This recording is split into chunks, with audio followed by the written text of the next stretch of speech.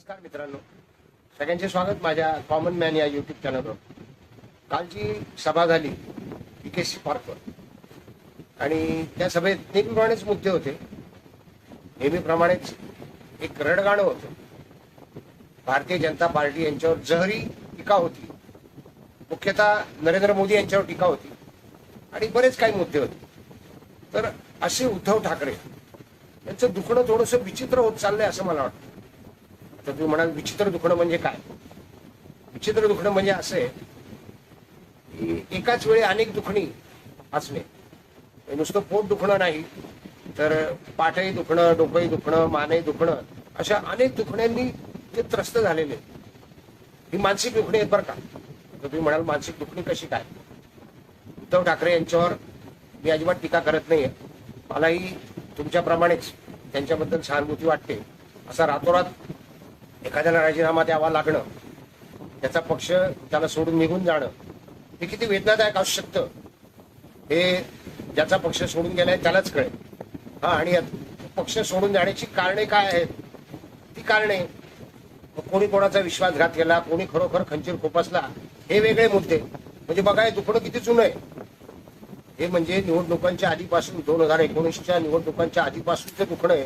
त्यानंतर मग 2.5 वर्ष झालेलं सरकार, नेमका त्यावेळी आलेला कोरोना आणि त्यामुळे काही गोष्टींबाबतीच्या मर्यादा, या सगळ्या पाळत मग उद्धव ठाकरेंनीच आग्रह करून वाजेला जे घ्यायला लावलं होतं पुन्हा आपल्या विभागात, पोलीस विभागामध्ये, असं फडणवीसांनी म्हटलं की त्यांचा आग्रह होता. त्या वाजेंचे उद्योग पुन्हा त्रास देणारी मंडळी, अर्थात विरोधक त्रास द्यायसाठीच असतात. खूप कमी वेळा असं बघायला मिळतं की विरोधक आणि सरकार हे एकमताने एखाद्या मुद्द्यावर काम करतात. पण तसं होत नाही. विरोधक कुठल्याही चांगल्या गोष्टीतही किंवा मुळातच त्यांचा चूक शोधण्याचाच हेतू असतो. तर अशा सगळ्या कसरतीमध्ये सरकार सांभाळत असताना रातोरात आपली माणसं निघून जाणं, मग त्यांनी आरोप करणं, आमच्याकडे दुर्लक्ष आलं, आमच्याकडे आज झालं तर झालं, आम्हाला निधी मिळाला नाही, आम्हाला चांगली वागणूक मिळाली नाही, असे सगळे आरोप. पण त्याच्यावर काहीतरी जनतेला देण्यासाठी समर्थन हवं म्हणून 50 खोके, जे अजून कोणी सिद्ध करू शकलेलं नाहीये, ते 50 खोक्यांचं एक घोषणा आली. 50 खोके एकदम ओके. अजूनही त्या घोषणा दिल्या जातात, अजूनमधून आता कमी झाले आहेत. आणि मग आता तो रोख सगळा भाजपकडे वळलाय. आधी सगळा गद्दारांकडे होता. गद्दारांना गाडू अशी भाषा होती. आता भाजपला गाडूची भाषा सुरू झाली आहे. भाजपला गाडू, नरेंद्र मोदींना गुजरातमध्ये पाठवून देऊ, परत वृद्धाश्रमात पाठवू, अशी सगळी भाषणं काल आपण ऐकलेली. संजय राऊत म्हटले वृद्धाश्रमात पाठवू. अरविंद केजरीवाल, त्यांचं वेगळं दुखणं आहे, त्याच्या बाबतीत वेगळा व्हिडिओ बनावा लागेल. त्याचं एका व्हिडिओतलं काम नाही अरविंद केजरीवालांचं. हो, तर उद्धव ठाकरेंचं विचित्र दुखणं काय आहे माहिती का? सहन होत नाही, सांगता येत नाही असं नाही बरं का. ते सांगत असतात छोट्या मोठ्या गोष्टी. कधी फेसबुकवर लाईव्हवर येतात, कधी त्या संजय राऊत यांनी घेतलेल्या मुलाखतीत येतात आणि गोष्टी सांगतात. आता त्यांना पंतप्रधान देखील व्हायचंय असं ते म्हणत असतात आणि पंतप्रधानच्या स्पर्धेत देखील ते आहेत. आता दुखणं हे आहे की त्यांना पंतप्रधान व्हायला किती खासदार लागतात ते कदाचित माहिती नाहीये, किंवा मग त्यांची दिशाभूल केली गेली आहे. दिशाभूल करणारे त्यांच्या कानाशीच बसलेले असतात. कचरा गेला, हे वाक्य तुम्ही ऐकलं असेल. सगळा कचरा निघून गेला आमच्यामधला आणि पक्ष आमचा स्वच्छ झाला, किंवा गेले ते कावळे राहिले ते मावळे, ही गोष्ट देखील तुम्ही ऐकली असेल. म्हणजे जे निघून गेले ते एकनाथ शिंदे आणि ते सगळे कोण आहेत? कचरा आहेत, कावळे आहेत, ते संधी साधू होते, ते पक्षाच्या कामाचेच नव्हते, ते गद्दार आहेत, हे सगळं बोलणं चालू होतं. काही वेळा समाधान देखील व्यक्त केलं की बरं झालं आमच्यातला कचरा गेला. आणि भारतीय जनता पार्टीला त्यांनी वेगळं नाव देखील दिलंय, कचरा पार्टी म्हटलंय भारतीय जनता पार्टीला.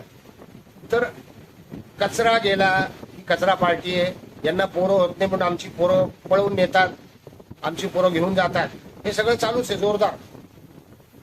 आणि प्रत्येक सभेत बरं का गमत वाटते की विकासाचे मुद्दे काही सुचत नाहीयेत की आम्ही काय काय करू शकतो, काय काय त्रुटी आहेत सरकारच्या सध्याच्या धोरणामध्ये, त्या त्रुटी कशा कमी करू, हे फक्त जाहीरनाम्यात लिहून आलंय जे काय आहे ते. आणि टीव्हीवर आपण जाहिरात बघतोच.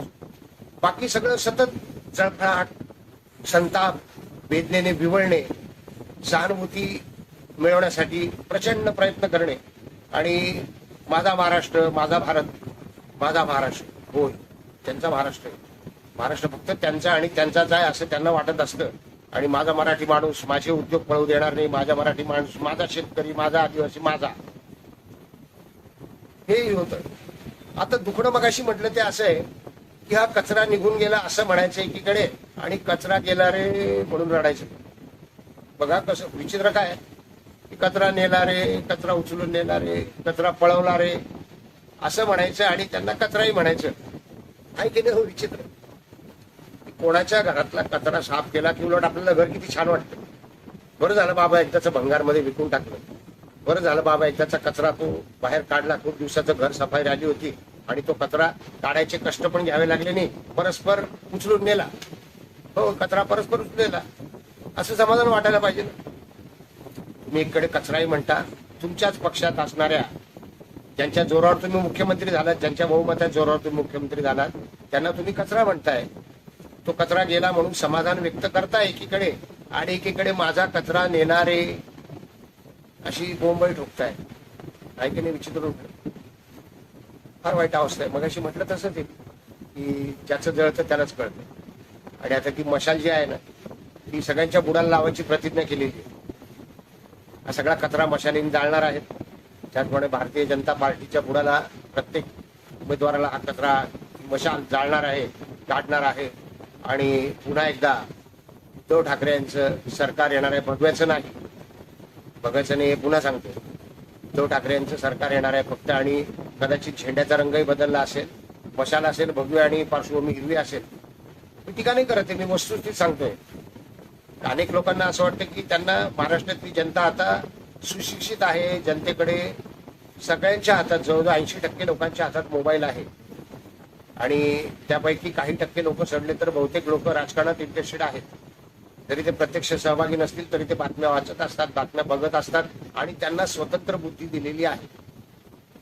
कोण काय काम करतं, कोण कसा विचार करतं, कोण काय भाषण करतं, कोण काय बोलतं, कोण किती शिव्या घालतं, सगळं त्यांच्याकडे आहे. जनतेला माहिती आहे सगळं. तर उद्धव ठाकरे यांनी लवकरात लवकर संजय राऊत यांची साथ सोडली तर बरं होईल. किंवा किमान त्यांचा सल्ला घेणं तरी बंद केलं पाहिजे. संजय राऊत जे सतत कानाशी लागलेले असतात आणि सतत वेगवेगळ्या योजना किंवा उद्धव ठाकरेंच्या भाषणाला जी दिशा देत असतील असं मला वाटतं, ते सगळं उद्धव ठाकरेंनी टाळलं पाहिजे. म्हणजे अशी दुखणी उद्भवणार नाही. आणि या दुखण्याला उत्तर एकच आहे की त्यांना भरपूर सीट्स यायला हव्यात. त्यासाठी सगळं दुखणं आहे. भरपूर खासदार निवडून यायला हवेत. जमलं तर प्रधानमंत्री देखील व्हायचे एवढ्या सगळ्या भाऊगर्दीमध्ये. प्रधानमंत्री पदासाठीची भाऊगर्दी आहे इंडिया आघाडीमध्ये. तर ती भाऊगर्दी मागे सारत पंतप्रधानही व्हायचंय, किंवा मग महापालिका, विधानसभा, मुख्यमंत्री, आणि गेला बाजार मुख्यमंत्रीने पण महापालिकेतली सत्ता गमवायची नाहीये. असं सगळं लफडं आहे. हे असं असताना मग त्रास होणारच ना. मला राजकारणात राहायचंय, राजकारण घाणेरडं आहे असंही म्हणायचंय तुम्हाला, किंवा आपल्याच लोकांना दोष द्यायचा आहे. तुम्हाला वारंवार हातही होतो, तुमच्या पाठीत खंजीरही खुपसला होतो, तरी तुम्हाला टिकूनही राहायचंय, आणि त्यामुळे तुम्हाला हे सगळ्या भानगडी कराव्याच लागतात. बघूयात 4 जून नंतर हे दुखणं कमी होतं की वाढतं. मला नाही वाटत कमी होईल, कारण सध्याची लक्षणं आहे ती दुखणं वाढण्याचीच लक्षणं आहे. एवढंच सदिच्छा आहे माझ्या उद्धव ठाकरेंना की त्यांनी प्रकृतीची काळजी घ्यावी त्यांच्या, कारण त्यांची प्रकृती ऑपरेशन झालेलं आहे त्यांचं, आणि त्यावेळी काळजी घेणं भागच आहे. बाकी काय, प्रत्येकाचं व्यक्तिगत मत आणि प्रत्येकाचा त्रास वेदना. व्हिडिओ आवडला असेल लाईक करा, शेअर करा, सबस्क्राईब करा. भेटूयात नवीन व्हिडिओ कॉमन मॅन सर. धन्यवाद.